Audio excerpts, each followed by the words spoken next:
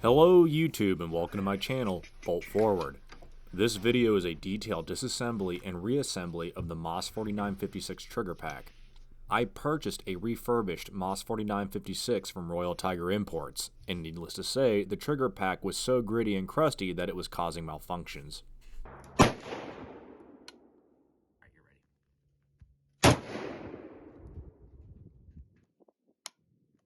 This video will be broken up into 3 chapters: the disassembly instructions, a cleaning supercut, and the reassembly instructions.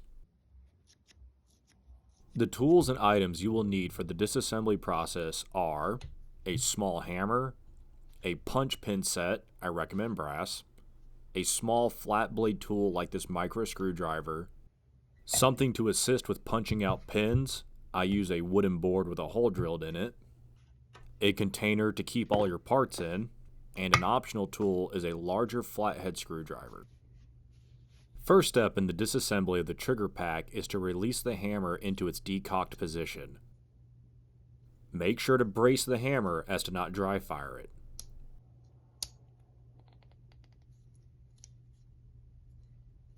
Next is the removal of the safety bar. The safety bar is held in by the arms of the safety bar tension spring. Rotate the safety so that it is pointing up and away from the trigger housing. Then, pull the safety out.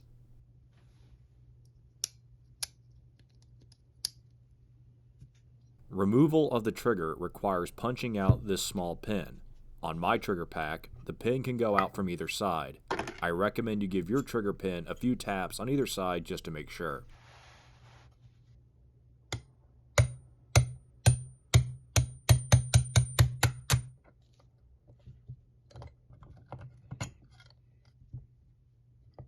Once the pin is removed, the trigger, disconnector, and spring come out as one unit. Rotate the disconnector to remove it along with the spring.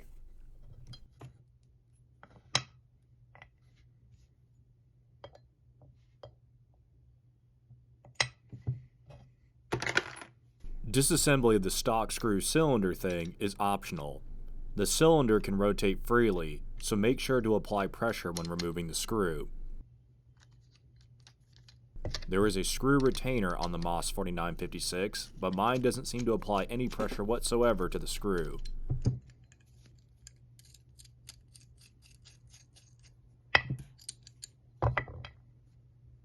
Twist the castle nut to remove it from the cylinder.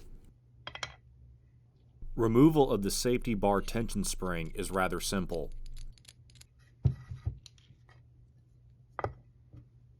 The retaining pin can be pushed out on either side on my example, and without the use of a hammer.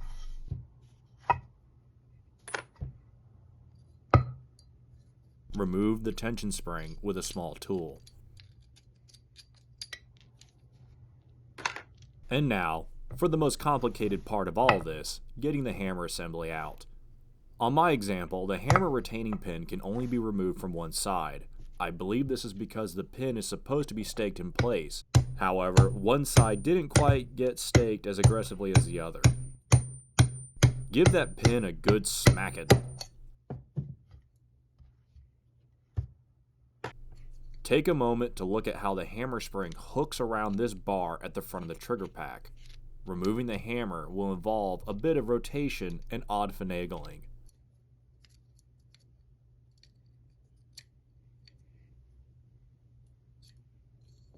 This is also a great time to remove these plastic bushings.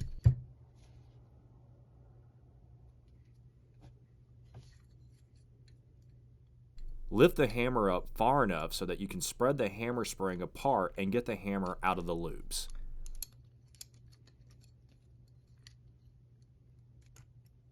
Once free, you can position the hammer out of the way to give you enough wiggling leverage to rotate the spring out. Sorry that I didn't do the best job keeping this in frame.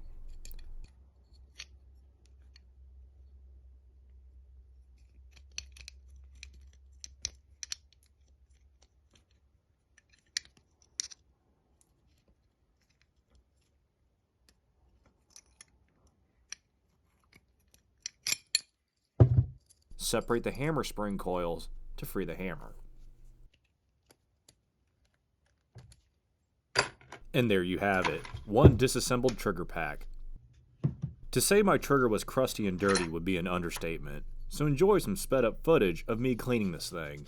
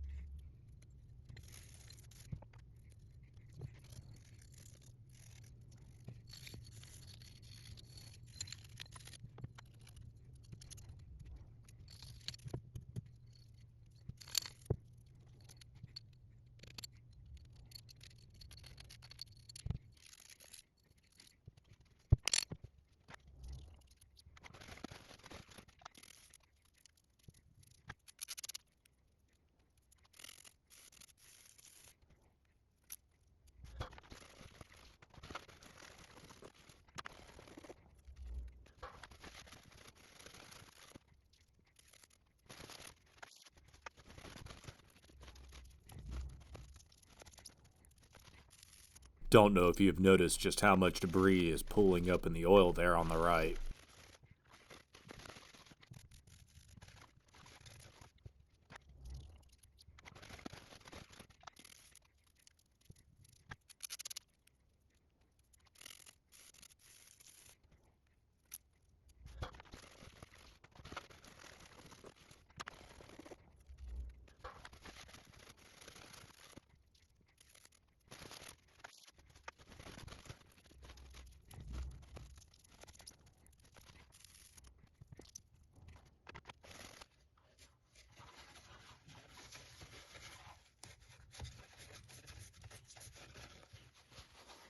The tools and items you will need for the reassembly of the MOS 4956 trigger pack are a hammer, a punch pin set, I recommend brass, a small flat blade tool like a micro screwdriver, and a flat blade screwdriver.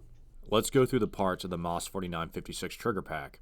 This is not the official name, but I call it the trigger screw cylinder, the trigger screw cylinder castle nut, the retaining screw, the safety bar, the safety bar tension spring, and the tension spring retaining pin.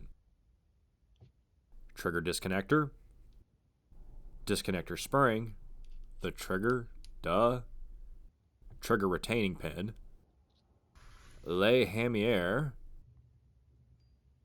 hammer return springs, hammer bushings, and le retaining de la pin, and lastly, the trigger housing. The attachment of the trigger screw cylinder can be done at any time. First, fully screw the castle nut onto the cylinder. Make sure the tool slots are pointed upwards and towards the smooth side of the cylinder.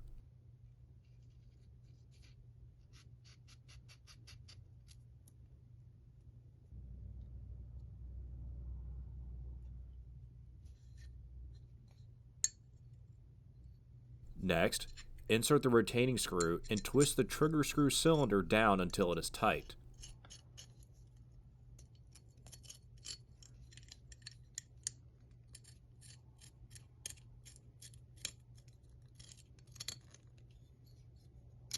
You can further tighten this with a screwdriver. Reassembly of the hammer is going to be the most frustrating part of this process, but it is a fairly easy thing to accomplish. First, take your hammer spring and familiarize yourself with its placement and orientation back into the trigger pack. These curved hooks will latch onto this bent bar here. The spring will be inserted in a curling fashion.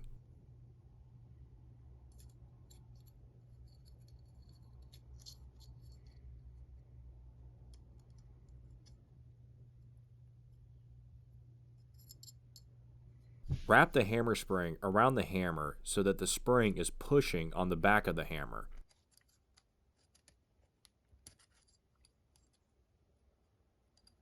The hooks should be on the striking/front side of the hammer.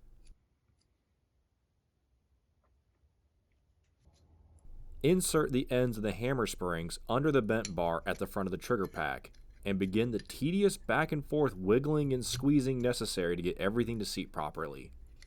LOL.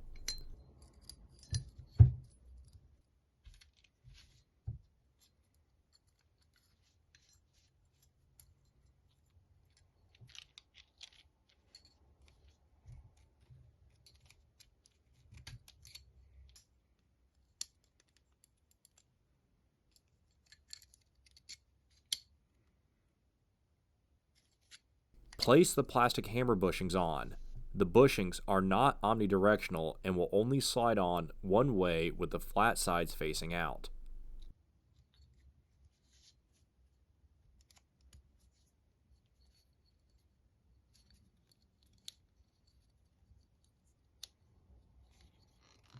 Seat the hammer in the resting position and get the hammer retainer pin seated. On my example, the retainer can only be placed on one specific side and in one direction. You may need to use your hammer a bit aggressively to get it to seat properly. This is out of frame, but just line up the hammer with the holes and the pin will slide through. Do a quick function test to make sure your hammer has spring tension and moves freely. You may need to use your punch pin to fully seat the hammer retaining pin. I hope that you understand that the trigger can only be installed in one direction, but in case you need help, it doesn't go in sideways or backwards. Drop the trigger into the housing. Insert the disconnector spring.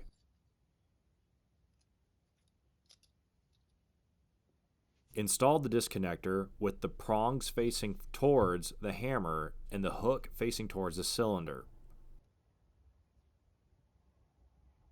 The disconnector has to pivot into the trigger. You can also assemble the trigger and its parts separately and drop it into the housing as one unit.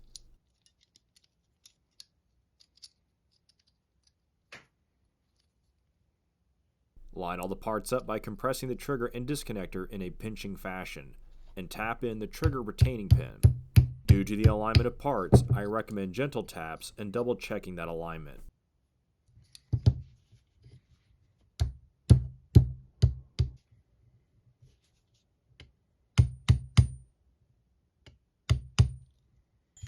Perform a function test. The trigger should move back and forth freely and the disconnector should have spring tension. Home stretch, guys. Last thing to do is the installation of the safety lever and its components. The safety tension spring must be placed with the flat side down and the pointed ends facing up and towards the trigger. The spring is a smidge too wide for the trigger pack, so it must be pressed in. Once in, insert the safety spring retainer. On my example, the pin goes in freely but only on one side.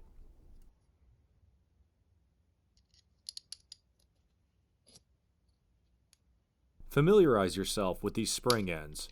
Partially insert the safety so that it does not protrude into the trigger housing. Then, use a small tool to go through the hole on the opposite side of the trigger housing to lift the spring ends up and out of the way for the safety.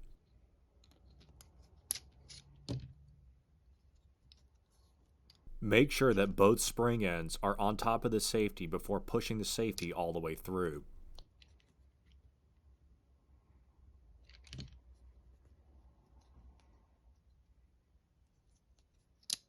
Perform that last function test. Cock the hammer and make sure to brace it when pulling the trigger. Check the safety. Hopefully everything works.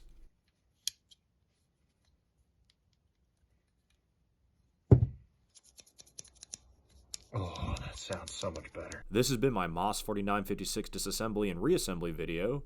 I hope you never have to take a trigger pack apart to get a gun working again. But if you do, I hope that these instructions will help you. Don't forget to like and subscribe. Thanks for watching.